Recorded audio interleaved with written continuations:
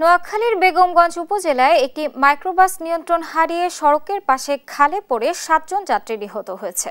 এতে শোকের ছায়া নেমেছে নিহতদের পরিবারে।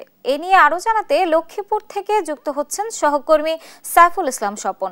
স্বপন, নিহতের পরিবারে কি ধরনের পরিস্থিতি বিরাজ করছে জানাবেন।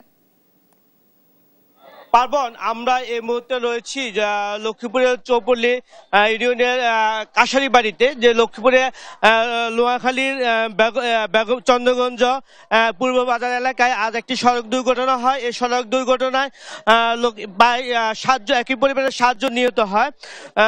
বাহার ওমান প্রবাসী, সে প্রায় 3 বছর পর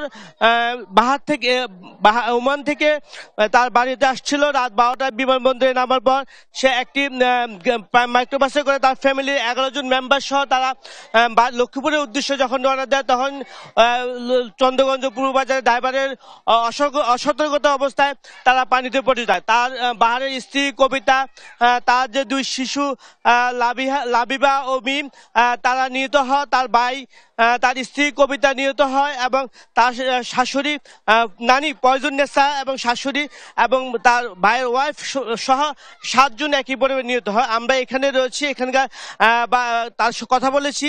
এখানকার যে লক্ষ্মীপুরের যে হাইওয়ে পুলিশের ইন্সপেক্টর মোবারক হোসেন, তিনি আমাদেরকে যেটি জানিয়েছেন যে এই ঘটনায় গাড়িটি উদ্ধার করা হয়েছে এবং 7টি মৃতদেহ উদ্ধার করেছে এবং যে ড্রাইভার রয়েছে রাসেল, সে পলাতক রয়েছে। তাকে গ্রেপ্তারের জন্য পুলিশ চেষ্টা করতেছে। আর এই মুহূর্তে যে বাহারের বাড়িতে যে তার যে স্বজনরা এসেছে, তাদের মধ্যে যে শোকের মাতম রয়েছে, তারা কান্নাকাটি করছে এবং তারা যে 3 বছর পর যে বাহার এসেছে, তাকে যে তারা যেভাবে গ্রহণ করার জন্য এসেছে, এখন তারা কান্নার রুলে ভেসে যাচ্ছে।